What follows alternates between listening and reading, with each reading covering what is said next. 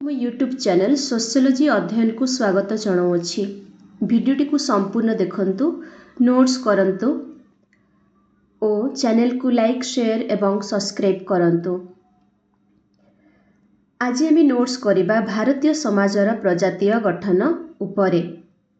एथिरे आमे प्रजातिर अर्थ, हर्बर्ट रिस्लेंकर प्रजातीय वर्गीकरण, डॉक्टर बीएस गुहांकर प्रजातीय वर्गीकरण एवं एसी हाडनकर प्रजातीय वर्गीकरण आलोचना करिबा। तेबे प्रजातिर अर्थ कौन?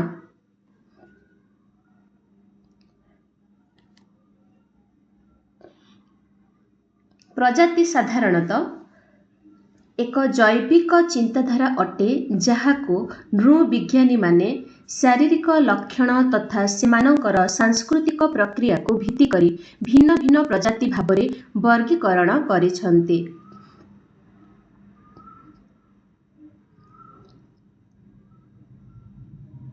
सेमानंक मतरे प्रजाति होउछि सामाजिक दल तथा व्यक्ति मानंकर समष्टि। सेमानंकर भिन्न भिन्न संस्कृति एवं समाज रही थाए।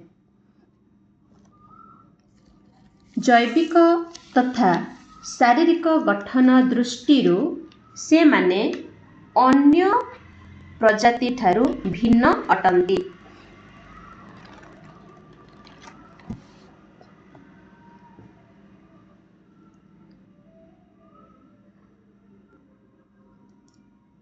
प्रजाति माने सामुदायिक भावना मध्यरे समाज गठन करिथांती।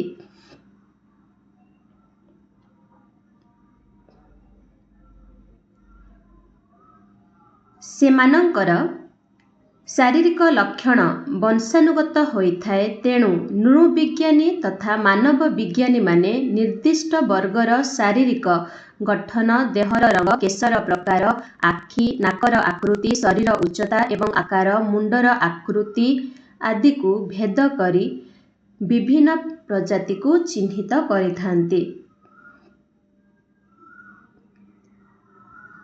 चलंतु एबे आमे केतोटी संज्ञा को देखिबा एवं जानिबा जे एही व्यक्ति माने प्रजातिर अर्थ कौन देइछंती।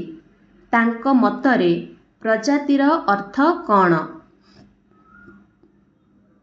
ए.डब्ल्यू. ग्रीन का मतरे प्रजाति हेउछि एक बृहत जैविक मानवीय समूह जे मानकर एकाधिक स्वतंत्र वंशगत गुण रही जहाँकि एक निर्दिष्ट विस्तार क्रम मध्यरे परिवर्तित होइथाए। ए.एल. क्रोबर मत दे कहिछंती एक प्रजाति विधिवत भावे एक जैविक संप्रदाय अटे। एहा होछि एक समूह जहाँकि वंशगुण, संतान जन्म, आनुवंशिक प्रवृत्ति बा उपजाति द्वारा संपृक्त। सेही भଳି बिसांज एवं बिसांज मत दे कहिछंती वंशगत शारीरिक पार्थक्य द्वारा चिन्हित हेउथिबा गुड़िए लोकंकर एक बृहत समूह को प्रजाति कुहाजाए। अनेक समाज विज्ञानी, नृविज्ञानी तथा प्रजातीयविद माने भारतीय जनसंख्या बा प्रजातीय विविधता संबंधरे अवधारणा करिछंती। सेमानंक मध्यरु sir Herbert Risley, doctor BS Guha एवं एसी हाडन। एबे आलोचना करिबा सर हर्बर्ट रिस्लेंकर प्रजातीय वर्गीकरण बा classification of sir Herbert Risley. Herbert Risley एक ब्रिटिश नृविज्ञानी थिले जिए भारतर लोकमानंकु शारीरिक लक्षण जेपरि नाकर आकार, शरीरर रंग, उच्चता आधारे विभाजन करिथिले। से 1901 मसीहा जनगणना को आधार करी एही वर्गीकरण करिथिले एवं तांकर पुस्तक द पीपल्स ऑफ इंडिया रे एहार उल्लेख करिछंती। सर्वप्रथमे सर हर्बर्ट रिस्ले वैज्ञानिक तथ्य अनुଯାयी भारतीय जनसंख्यार प्रजातीय वर्गीकरण को प्रदान करिछन्ति। से भारतीय जनसंख्या को 7टी प्रजातीय प्ररूपरे विभक्त करिछन्ति। सेगुड़िक हेला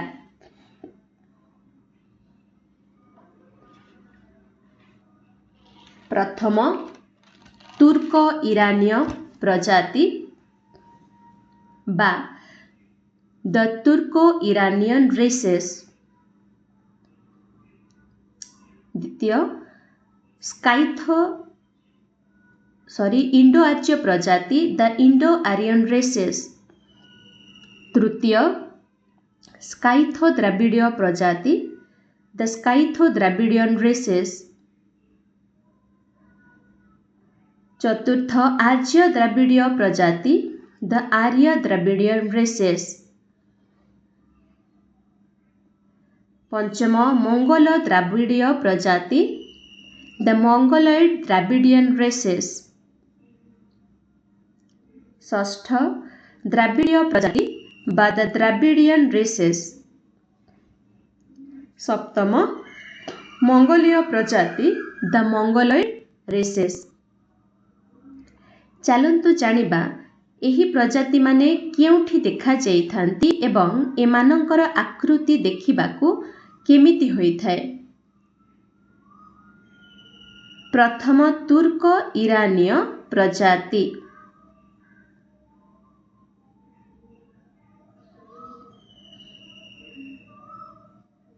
हर्बर्ट रिस्लेଙ୍କ मतरे एही प्रजाति मुख्यतः वर्तमान भारत वर्षरे देखा जाई न थांती। एहा अफगानिस्तान और बेलुचिस्तान रे मुख्यतः देखा जाई थांती, अर्थात भारत सीमा बाहरे एही प्रजाति अछि।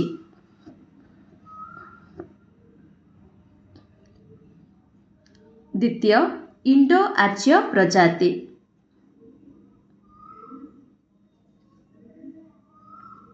भारतीय जनसंख्यार एक प्रमुख जाति भावे स्वीकृति पाइछि।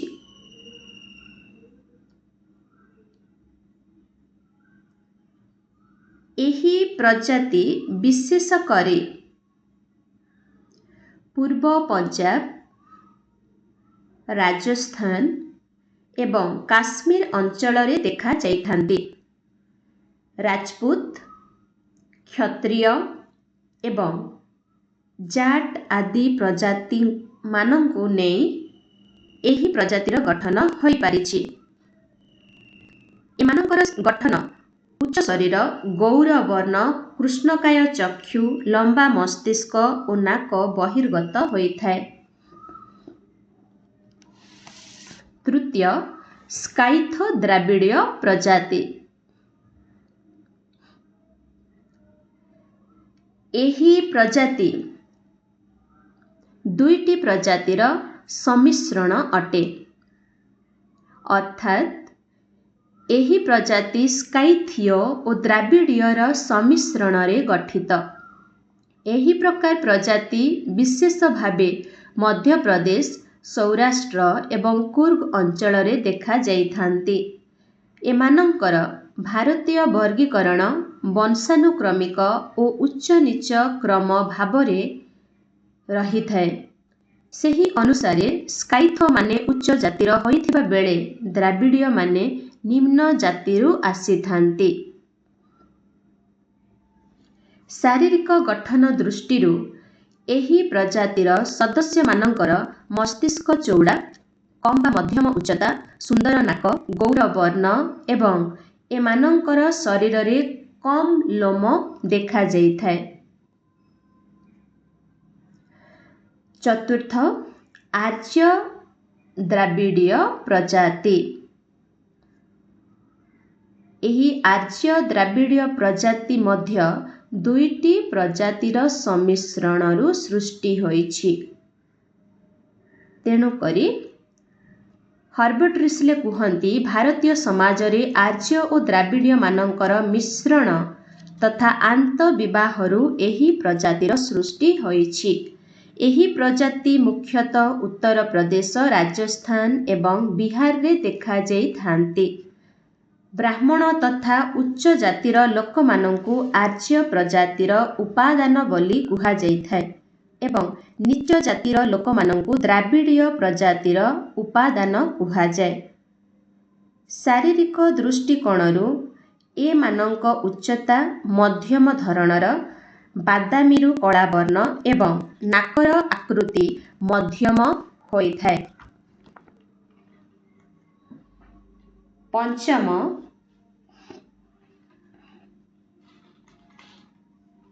ମଙ୍ଗୋଲ ଦ୍ରାବିଡ଼ୀୟ ପ୍ରଜାତି।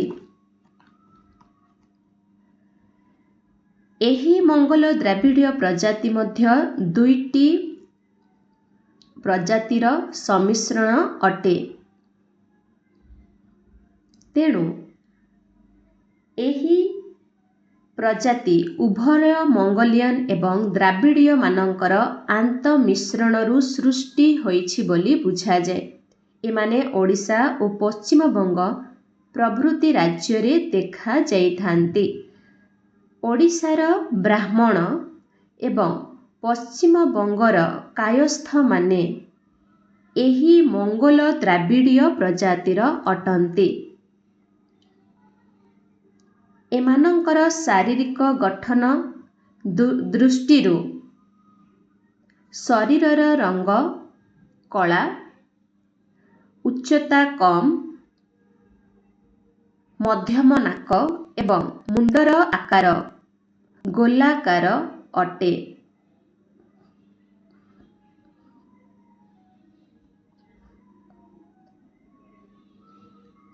ଷଷ୍ଠ, ଦ୍ରାବିଡ଼ୀୟ ପ୍ରଜାତି। ଦକ୍ଷିଣ ଭାରତ ଏବଂ ମଧ୍ୟପ୍ରଦେଶର ଅଧିବାସୀମାନେ ଅର୍ଥାତ୍ ଆଦିବାସୀମାନେ ଏହି ପ୍ରଜାତିର ଅନ୍ତର୍ଗତ ଅଟନ୍ତି। ଅର୍ଥାତ୍ ଏଠାରେ ଛୋଟା ନାଗପୁରର ଆଦିବାସୀମାନଙ୍କୁ ବୁଝେଇଥାଏ। ଏମାନେ ଭାରତର ମୂଳ ଅଧିବାସୀ ରୂପେ ପରିଚିତ ଅଟନ୍ତି।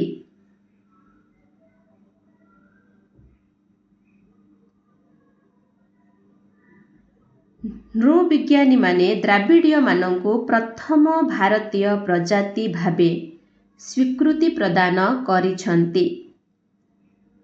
ଏମାନେ ଅପେକ୍ଷାକୃତ ପଛୁଆ ବର୍ଗ ଏବଂ ଶାରୀରିକ ଗଠନ ଦୃଷ୍ଟିରୁ ଏମାନଙ୍କର ଉଚ୍ଚତା କମ୍, ରଙ୍ଗ କଳା, ଲୋମ ଅଧିକ, କଳା ଚକ୍ଷୁ, ଚଉଡ଼ା ନାକ ଏବଂ ମୁଣ୍ଡ ଲମ୍ବାଳିଆ ଅଟେ।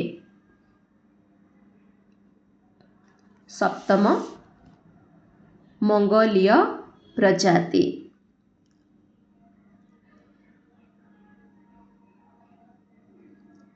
ଜନଜାତିମାନେ ମୁଖ୍ୟତଃ ଏହି ପ୍ରଜାତିର ବୋଲି ବୁଝାଯାଇଥାଏ। ଏମାନେ ଭାରତର ଉତ୍ତର ପୂର୍ବାଞ୍ଚଳ ଏବଂ ଆସାମର ଜନଜାତିମାନଙ୍କ ମଧ୍ୟରେ ଦେଖାଯାଇଥାନ୍ତି।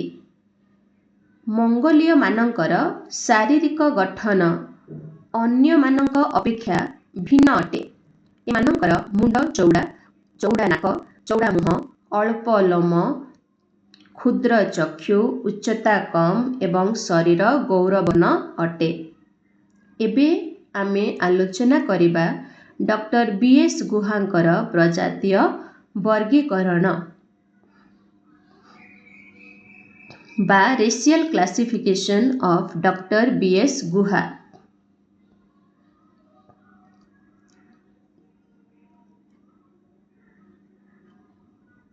ମନେ ରଖିବା, ଡକ୍ଟର ବି.ଏସ୍.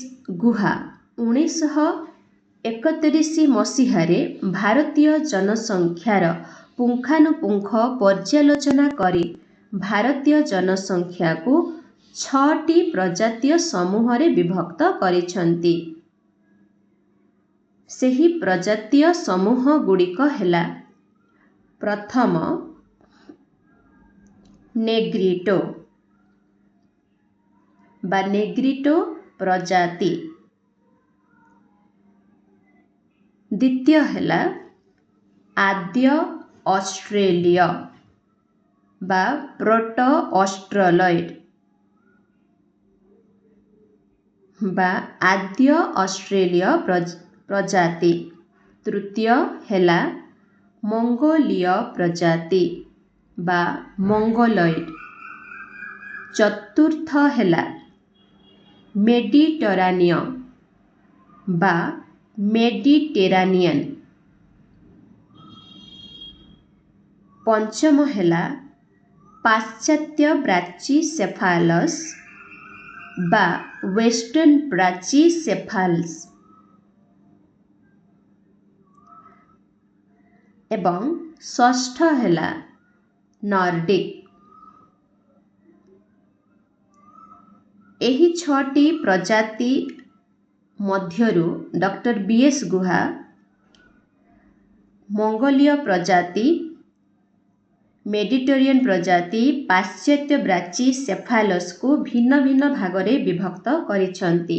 जेमिति मंगोलीय को दुई भागरे विभक्त करिसंती, पालियो मंगोलॉइड एवं तिब्बतीय मंगोलॉइड। मेडिटेरानिय को तीन भागरे विभक्त करिसंती, पालियो मेडिटेरियन, मेडिटेरियन एवं प्राच्य देशवासीय। नॉर्डिक को तीन भागरे विभक्त करिसंती, आल्पिनॉइड, डिनारिक एवं आर्मिनॉइड।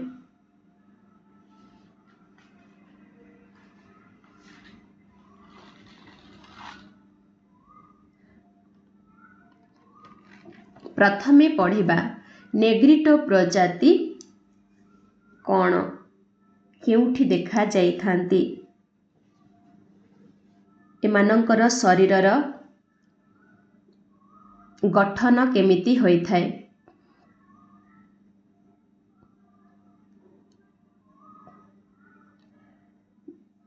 डॉक्टर बीएस गुहांक मतरे नेग्रिटो प्रजातिंकर उपस्थिति एक विवादीय घटना अटे। नृविज्ञानी मानक मतरे ए विषय मत पार्थक्य देखा जाए। एहार सपक्षवादी माने जुक्ति करती जे बंगोपसागरस्थ अंडमान द्वीपपुंजस्थ अधिवासी मानंकठारे नेग्रिटो उपादान देखा जाए। केतेक तथ्य को भित्ति करी दर्शा जाइछि जे केदार परे केतेक दक्षिण भारतीय जनजाति एवं बिहार राजमहल पहाड़े थिबा केतेक अधिवासी नागा, आसाम और बर्मार उत्तर पूर्व सीमांत अंचल रे थिबा केतेक जनजाति माने एही प्रजातिर बोली विश्वास करा जाए। एबे आलोचना करिबा आद्य ऑस्ट्रेलीय प्रजाति उपरे। आद्य ऑस्ट्रेलीय माने प्राक द्राविडीय प्रजाति रूपे परिचित अटंती। गुहांक मतरे विशेष भावे मध्य भारतर आदिवासी माने एही प्रजातिर अंतर्गत अटंती।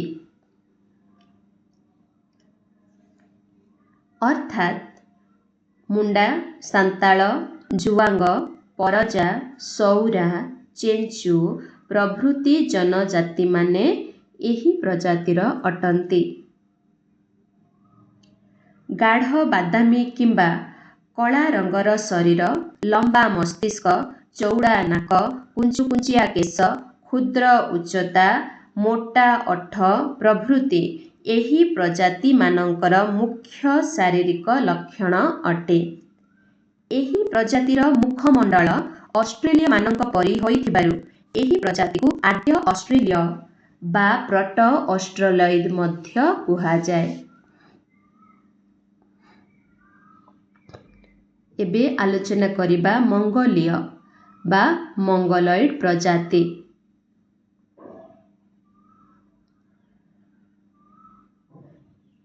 ଏହି ପ୍ରଜାତି ତିବ୍ବତ ବାଟ ଦେଇ ଦକ୍ଷିଣ ପଶ୍ଚିମ ଚୀନରୁ ଭାରତକୁ ଆସିଥିଲେ। ଏହି ପ୍ରଜାତିର ବଂଶଧରମାନେ ମୁଖ୍ୟତଃ ଉତ୍ତର ପୂର୍ବ ଭାରତରେ ଦେଖାଯାଇଥାନ୍ତି। Doctor BS. ଗୁହା ଏହି ପ୍ରଜାତିକୁ ଦୁଇ ଭାଗରେ ବିଭକ୍ତ କରିଛନ୍ତି। ସେଗୁଡ଼ିକ ହେଲା: ପ୍ରଥମ, ପାଲିୟ ମଙ୍ଗୋଲୀୟ ବା ପାଲିୟ ମଙ୍ଗୋଲଏଡ୍; ଦ୍ୱିତୀୟ, ତିବ୍ବତୀୟ ମଙ୍ଗୋଲୀୟ ବା ତିବେତ ମଙ୍ଗୋଲଏଡ୍।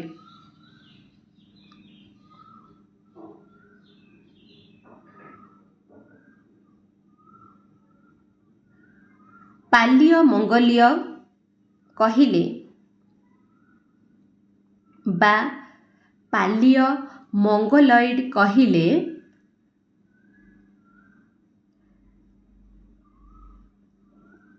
ଏହି ପ୍ରଜାତିର ଲୋକମାନେ କାଶ୍ମୀରରୁ ଆସାମ ପର୍ଯ୍ୟନ୍ତ ହିମାଳୟର ପାଦଦେଶ ଉପତ୍ୟକା ଅଞ୍ଚଳରେ ଦେଖାଯାନ୍ତି। ଏହି ପ୍ରକାର ପ୍ରଜାତିକୁ ଗୁହା ଦୁଇ ଭାଗରେ ବିଭକ୍ତ କରିଛନ୍ତି, ଯଥା: ଲମ୍ବା ମୁଣ୍ଡ ଥିବା ଲୋକ। ଆଙ୍ଗାମୀ ନାଗାମାନେ ଲମ୍ବା ମୁଣ୍ଡ ପ୍ରଜାତିର ଲୋକ ଅଟନ୍ତି। ଦ୍ୱିତୀୟ, ଚଉଡ଼ା ମୁଣ୍ଡ ଥିବା ଲୋକ। ହିମାଳୟର ପାଦଦେଶର କାଶ୍ମୀରଠାରୁ ଆରମ୍ଭ କରି ଆସାମ ପର୍ଯ୍ୟନ୍ତ ଚଉଡ଼ା ମୁଣ୍ଡର ଲୋକ ଦେଖାଯାଇଥାନ୍ତି। ତିବ୍ବତୀୟ ମଙ୍ଗୋଲୀୟ କହିଲେ ଏହି ପ୍ରଜାତିର ଉପାଦାନ ତଥା ଶାରୀରିକ ଲକ୍ଷଣ ଭାରତର ସିକିମ ଏବଂ ଭୁଟାନ ଅଞ୍ଚଳରେ ଦେଖାଯାଇଥାନ୍ତି। ଏମାନଙ୍କର ଶାରୀରିକ ଲକ୍ଷଣ ଓସାରିଆ ମସ୍ତିଷ୍କ, ହାଲକା ଶରୀର, ଅଧିକ ଉଚ୍ଚତା, ଓସାରିଆ ନାକ, ଲୋମବିହୀନ ଶରୀର ଅଟେ।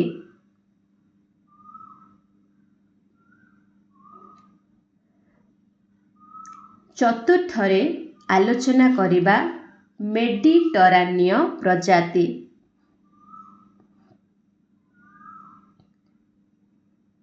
ବା ମେଡିଟେରିଆନ୍ ରେସ୍। ବର୍ତ୍ତମାନ ଏହି ପ୍ରଜାତି ଭାରତର ଦକ୍ଷିଣାଞ୍ଚଳରେ ଦେଖାଯାଉଛନ୍ତି। ତାମିଲ ଓ ତେଲୁଗୁ ବ୍ରାହ୍ମଣମାନେ ଏହି ପ୍ରଜାତିର ଅଟନ୍ତି। ଏମାନଙ୍କର ମୁଣ୍ଡ ଲମ୍ବା, ପ୍ରଶସ୍ତ ନାକ ଏବଂ ମଧ୍ୟମ ଶରୀର ଅଟେ। Doctor BS. ଗୁହା ଏହି ପ୍ରଜାତିକୁ ତିନି ଭାଗରେ ବିଭକ୍ତ କରିଛନ୍ତି, ଯଥା: ପ୍ରଥମ, ପାଲିୟ ମେଡିଟେରିଆନ୍ ପ୍ରଜାତି; ଦ୍ୱିତୀୟ, ମେଡିଟରାନିଆନ୍; ତୃତୀୟ, ପ୍ରାଚ୍ୟ ଦେଶବାସୀୟ। ଏହି ତିନୋଟି ପ୍ରଜାତି ହେଉଛନ୍ତି ମେଡିଟେରିଆନ୍ର ଉପପ୍ରଜାତି। ପାଲିୟ ମେଡିଟେରିଆନ୍ ପ୍ରଜାତି କହିଲେ ଏହି ଉପପ୍ରଜାତିର ଲୋକମାନେ ସାଧାରଣତଃ ତାମିଲନାଡୁ ଏବଂ ଆନ୍ଧ୍ରପ୍ରଦେଶର ବ୍ରାହ୍ମଣମାନେ ଅଟନ୍ତି। ଏମାନଙ୍କର ମସ୍ତିଷ୍କ ଲମ୍ବା, ପ୍ରଶସ୍ତ ନାସିକା, କଳା ଚର୍ମ ଏବଂ ଶରୀର ମଧ୍ୟମ ରଙ୍ଗର ଅଟେ।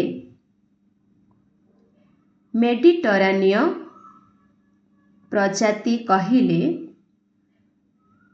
ଏହି ପ୍ରଜାତିକୁ ସିନ୍ଧୁ ସଭ୍ୟତାର ପ୍ରତିଷ୍ଠାକାରୀ ବୋଲି ବିଶ୍ୱାସ କରାଯାଇଥାଏ।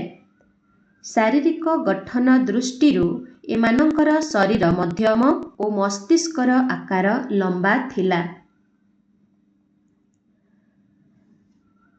ପ୍ରାଚ୍ୟ ଦେଶବାସୀୟ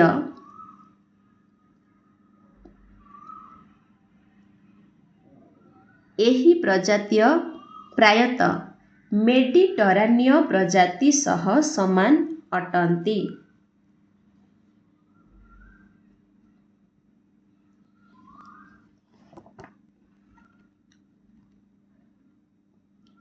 ଏବେ ଆମେ ଆଲୋଚନା କରିବା ପାଶ୍ଚାତ୍ୟ ବ୍ରାଚିସେଫାଲସ୍।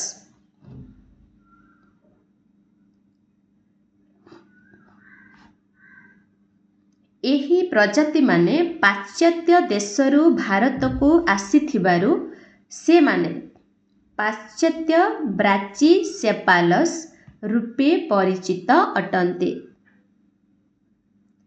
ଗୁହା ଏହି ପ୍ରଜାତିକୁ 3 ଭାଗରେ ବିଭକ୍ତ କରିଛନ୍ତି, ଯଥା ଆଲପିନଏଡ୍, ଡିନାରିକ୍ ଏବଂ ଆର୍ମିନଏଡ୍।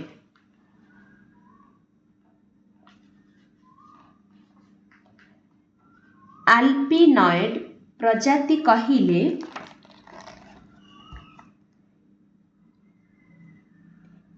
ଏହି ଉପପ୍ରଜାତି ମୁଖ୍ୟତଃ ଗୁଜରାଟ, ସୌରାଷ୍ଟ୍ର ଏବଂ ପଶ୍ଚିମବଙ୍ଗ ଆଦି ରାଜ୍ୟରେ ଦେଖାଯାଇଥାନ୍ତି।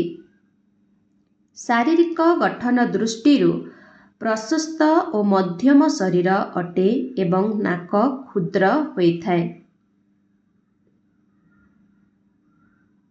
ଡିନାରିକ୍ ପ୍ରଜାତି କହିଲେ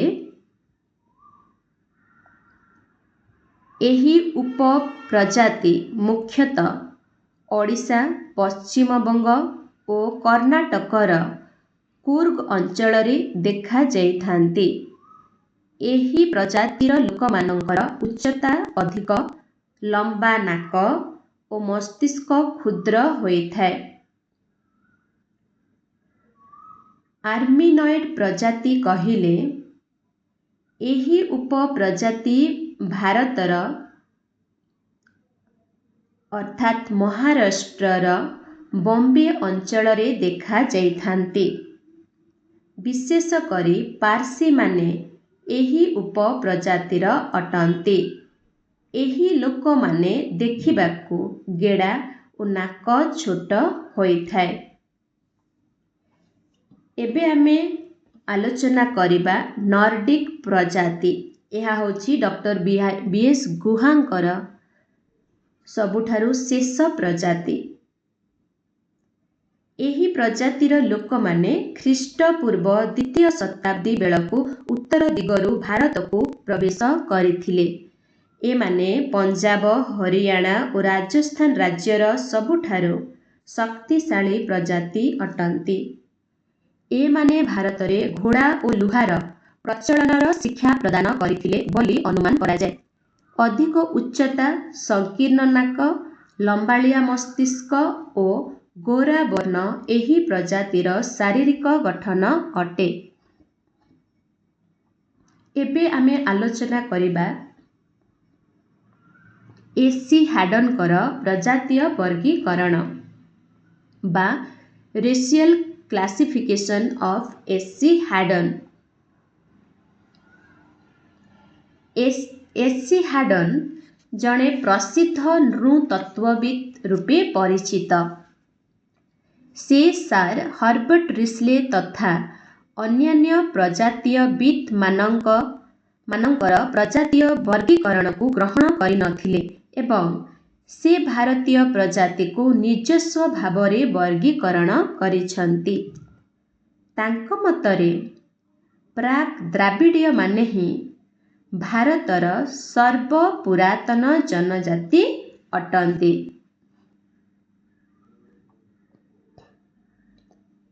ସେଥିପାଇଁ ସେ ଭାରତୀୟ ପ୍ରଜାତି ବର୍ଗଙ୍କୁ 3ଟି ଭୌଗୋଳିକ ଅଞ୍ଚଳ ମଧ୍ୟରେ ବିଭାଜନ କରିଛନ୍ତି।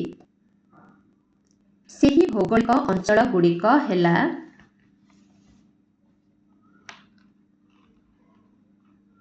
ହିମାଳୟ ଅଞ୍ଚଳ, ଭାରତର ଉତ୍ତରାଞ୍ଚଳ ସମତଳ ଭୂମି ଦାକ୍ଷିଣାତ୍ୟ ଜଙ୍ଗଲ ଅଧ୍ୟୁଷିତ ମାଳଭୂମି।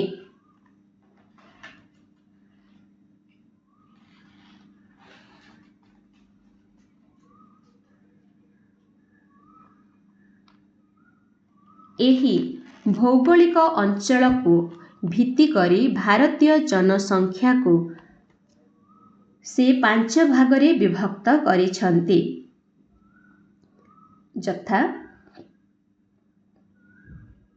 ପ୍ରଥମ ପ୍ରାକ୍ ଦ୍ରାବିଡୀୟ ବା ପ୍ରି ଦ୍ରାବିଡିୟନ୍, ଦ୍ୱିତୀୟ ଦ୍ରାବିଡୀୟ ବା ଦ୍ରାବିଡିୟନ୍,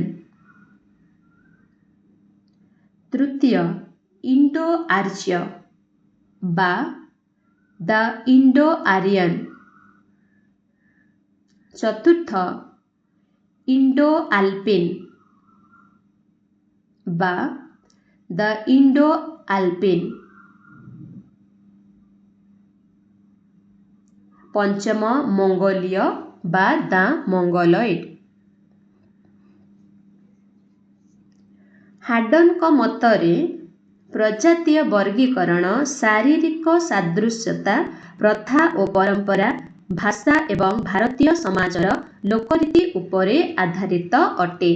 ଏହି ପଏଣ୍ଟକୁ ଅଧିକ ଗୁରୁତ୍ୱ ଦେବେ। ଏବେ ଆମେ ଭାରତୀୟ ସମାଜର ପ୍ରଜାତୀୟ ଗଠନ ବିଷୟରୁ କେତେକ ପ୍ରଶ୍ନ ଉତ୍ତର କରିବା। ପ୍ରଥମେ ଯିବା 1 ମାର୍କିଆ ପ୍ରଶ୍ନ। ପ୍ରଜାତି କେଉଁଭଳି ଧାରଣା ଅଟେ? ଉତ୍ତର ଜୈବିକ ଧାରଣା ଅଟେ। କିଏ କହିଥିଲେ ପ୍ରଜାତି ଏକ ବୃହତ୍ ଜୈବିକ ମାନବୀୟ ସମୂହ ଯେଉଁମାନଙ୍କର ଏକାଧିକ ସ୍ୱତନ୍ତ୍ର ବଂଶଗତ ଗୁଣ ରହିଥାଏ ଯାହାକି ଏକ ନିର୍ଦ୍ଦିଷ୍ଟ ବିସ୍ତାର କ୍ରମ ମଧ୍ୟରେ ପରିବର୍ତ୍ତିତ ହୋଇଥାଏ। A.W. Green. Sir Herbert Risley ଭାରତୀୟ ପ୍ରଜାତିକୁ କେତେ ଭାଗରେ ବର୍ଗୀକରଣ କରିଥିଲେ? ଉତ୍ତର 7 ଭାଗରେ। ଦ ପିପଲ୍ସ ଅଫ୍ ଇଣ୍ଡିଆ ପୁସ୍ତକର ରଚୟିତା କିଏ? ଉତ୍ତର ସାର୍ ହର୍ବର୍ଟ ରିସ୍ଲେ। କେଉଁ ମସିହାର ଜନଗଣନାକୁ ଆଧାର କରି ସାର୍ ହର୍ବର୍ଟ ରିସ୍ଲେ ପ୍ରଜାତିର ବର୍ଗୀକରଣ କରିଥିଲେ? ଉତ୍ତର 1901 ମସିହା। ହର୍ବର୍ଟ ରିସ୍ଲେ ଏକ କେଉଁ ନୃବିଜ୍ଞାନୀ ଭାବରେ ପରିଚିତ? ଉତ୍ତର ବ୍ରିଟିଶ ନୃବିଜ୍ଞାନୀ। ତୁର୍କ ଇରାନୀୟ ପ୍ରଜାତି କେଉଁ ଅଞ୍ଚଳରେ ଦେଖାଯାଇଥାନ୍ତି? ଉତ୍ତର ଆଫଗାନିସ୍ତାନ ଓ ବେଲୁଚିସ୍ତାନ। ରାଜପୁତ, କ୍ଷତ୍ରିୟ ଏବଂ ଜାଟ୍ ମାନେ କେଉଁ ପ୍ରଜାତିର ଅନ୍ତର୍ଗତ ଅଟନ୍ତି? ଉତ୍ତର ଇଣ୍ଡୋ ଆର୍ଯ୍ୟ ପ୍ରଜାତି। ସ୍କାଇଥ ଦ୍ରାବିଡୀୟ ପ୍ରଜାତି ଭାରତର କେଉଁ ଅଞ୍ଚଳରେ ଦେଖାଯାଇଥାନ୍ତି? ଉତ୍ତର ମଧ୍ୟପ୍ରଦେଶ, ସୌରାଷ୍ଟ୍ର ଓ କୁର୍ଗ ଅଞ୍ଚଳରେ। ଆର୍ଯ୍ୟ ଦ୍ରାବିଡୀୟ ପ୍ରଜାତିର ସୃଷ୍ଟି କାହାର ମିଶ୍ରଣରୁ ହୋଇଛି? ଆର୍ଯ୍ୟ ଓ ଦ୍ରାବିଡୀୟର ମିଶ୍ରଣରୁ। ମଙ୍ଗୋଲ ଦ୍ରାବିଡୀୟମାନଙ୍କ ଶରୀରର ରଙ୍ଗ କିଭଳି? ଉତ୍ତର କଳା ରଙ୍ଗ।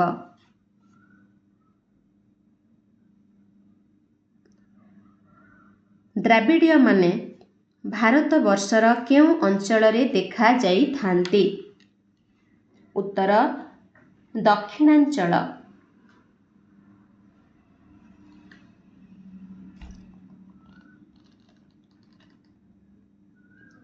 ମଙ୍ଗୋଲୀୟ ମାନଙ୍କର ଶରୀରର ଉଚ୍ଚତା କିଭଳି? ଉତ୍ତର ଉଚ୍ଚତା କମ୍।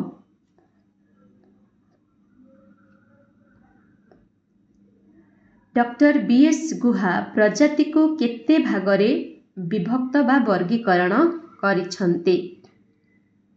ଉତ୍ତର 6 ଭାଗରେ। ମୁଣ୍ଡା, ସାନ୍ତାଳ ଓ ଜୁଆଙ୍ଗ ଜନଜାତିମାନେ କେଉଁ ପ୍ରଜାତିର ଅନ୍ତର୍ଗତ ଅଟନ୍ତି? ଉତ୍ତର ଆଦ୍ୟ ଅଷ୍ଟ୍ରେଲୀୟ ବା ପ୍ରଟ ଅଷ୍ଟ୍ରଲଏଡ୍ ପ୍ରଜାତିର।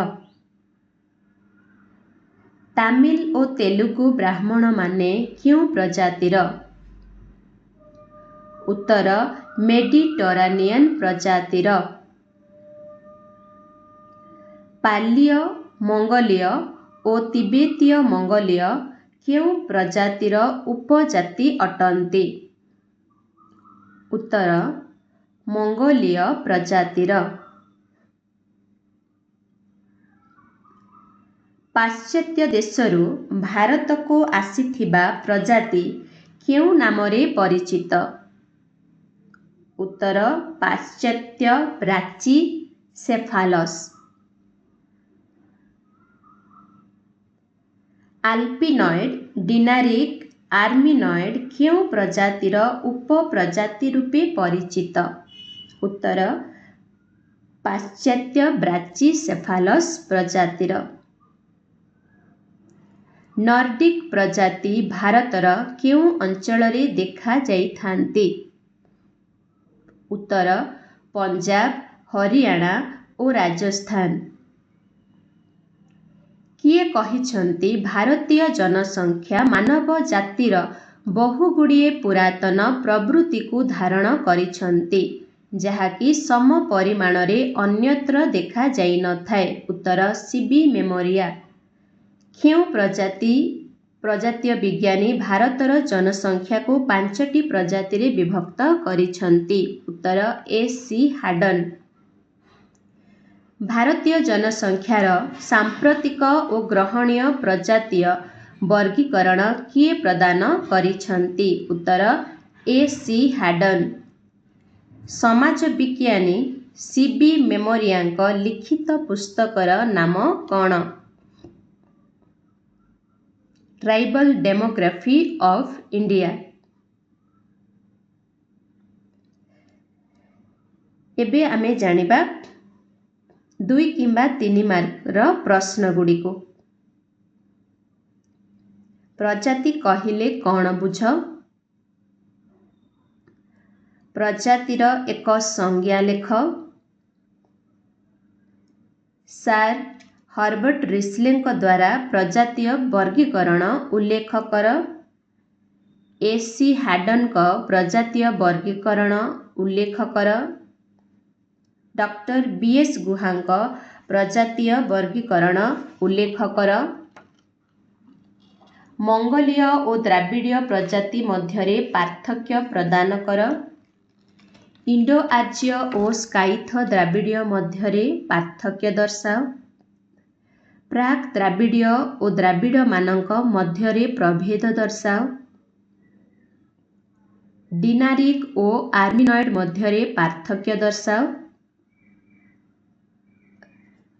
ଏବେ ଦେଖିବା ଲଙ୍ଗ୍ କ୍ୱେଶ୍ଚିନ୍, ଯେଉଁଟା 7 କିମ୍ବା 8 ମାର୍କ ଭିତରେ ଆସିଥାଏ। ପ୍ରଜାତି କହିଲେ କ'ଣ ବୁଝ? ସାର୍ ହର୍ବର୍ଟ ରିସ୍ଲେଙ୍କର ପ୍ରଜାତୀୟ ବର୍ଗୀକରଣ ସମ୍ବନ୍ଧରେ ଆଲୋଚନା କର।